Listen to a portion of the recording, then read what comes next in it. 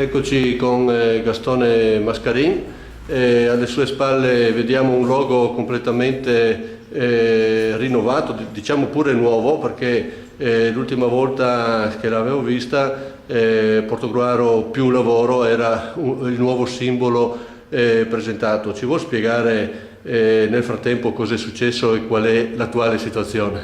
Certo, nessun problema.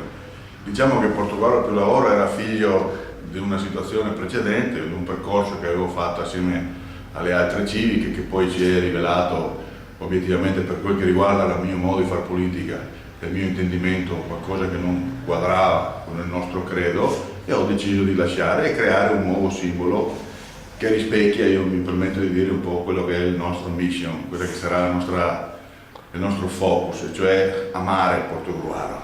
Noi non diremo che faremo un lampione in più, un'asfaltatura in più, noi diremo e stiamo dicendo alla gente che noi vogliamo cambiare l'aria a Portogruaro, l'humus, il rapporto tra cittadino e politica. Utopisti? Non lo so, però noi ci crediamo con tutto il cuore, tutta la mia squadra che è già composta e che lunedì io metterò in vetrina con tutte le facce dei miei consiglieri, candidati consiglieri, che sono contenti di creare questo percorso con me.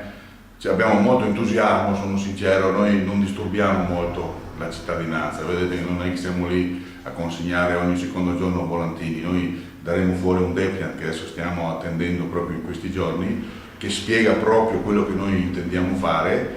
Chiediamo alla cittadinanza di dargli una letta e poi di decidere, perché non abbiamo né la voglia né gli aspetti economici per poter creare chissà quanto materiale politico, ma lo riterrei anche inutile sinceramente. Sì, e allora, visto che ha nominato in pratica la lista, vogliamo dire se i 16 nominativi sono già pronti, e anche il discorso firme, che mi sembra che più o meno, comunque stando a quello che ho sentito, quasi tutti ce l'hanno fatta. Voi personalmente come siete messi? Io le ho già raccolte, consegnate, sono già registrate e quindi per quanto riguarda le firme sono già a posto da un bel po' di giorni. Per quanto riguarda i candidati, uguale, ripeto, lunedì, quindi dopodomani io metto fuori il manifesto con tutte i nostri visi, i nostri credo. Prima ancora le vostre scelte, ci può anticipare quante donne ci sono? Prima ancora di consegnare, diciamo, poi il materiale all'ufficio elettorale, quindi noi già da lunedì i cittadini vedranno in vetrina con me, perché io non ho nessuna voglia di essere lì da solo, vedranno con me tutta la mia squadra. Ci sono 9 donne che ringrazio già perché hanno creduto nel nostro progetto. Guarda, mi sto quasi commuovendo perché hanno condiviso 7 uomini unitamente validi che compongono la squadra con la quale noi andremo a chiedere ai cittadini il consenso. Da quello che so io, credo che 9 sia il numero più alto fino adesso sulle liste.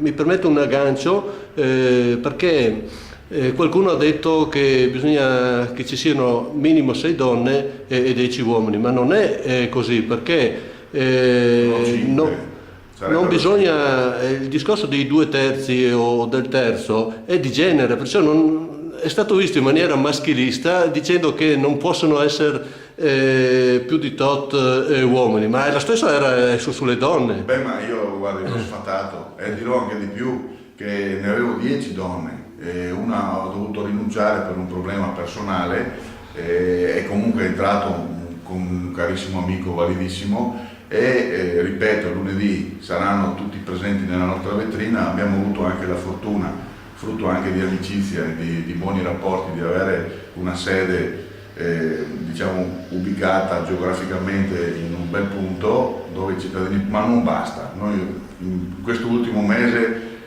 daremo, ripeto, questo documento che è un sunto di quello che noi vorremmo fare, e proprio per far capire alla gente quello che è il nostro percorso. Poi ci auguriamo che ci prendi.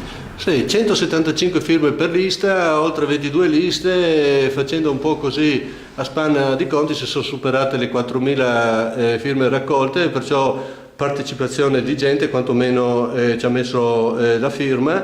che vuol dire che i 10 candidati attuali ci sarà da sgomitare. Anche per entrare in Consiglio Comunale bisognerà superare la soglia del 3%. Io non voglio farla sbilanciare, ma l'obiettivo minimo è il 3%, che penso non tutti riusciranno a farlo, di entrare in municipio.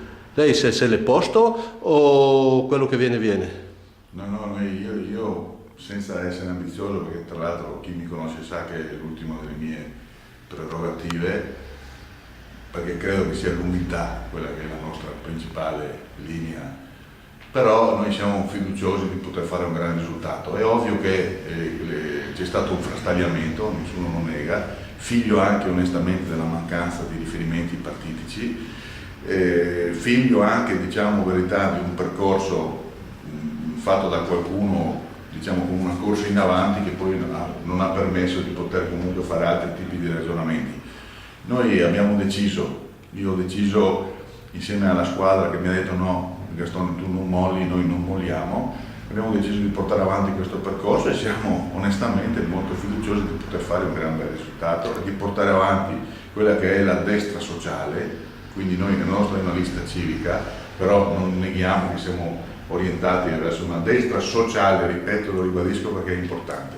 Non è una destra dei signori, non è una destra, è una destra sociale, che in questo momento secondo me nel Paese sarebbe la linea migliore da poter adottare, perché anche noi andremo a rivedere i criteri per l'assegnazione ai case popolari, senza voler discriminare qualcuno, ma tornando a portare i cittadini italiani e portoghesi al livello che gli compete.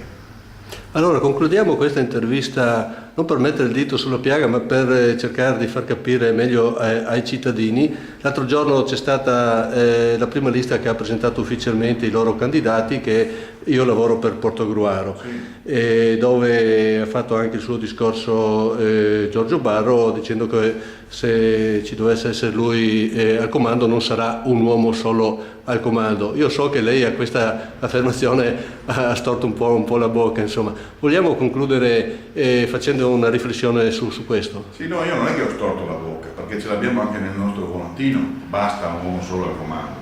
Il problema è un altro, che nella lista in cui il sindacato sindaco Barro ha citato questo, c'è lui, c'è il signor Artino, c'è il signor Moro, c'è il signor Morsanuto, tutta gente che stava in maggioranza in questi anni qua e che, per chi non è esperto di politica, aveva i numeri per mandare a casa quello che era l'uomo solo al comando, che loro, diciamo, vogliono denigrare in qualunque momento, già qualche anno fa.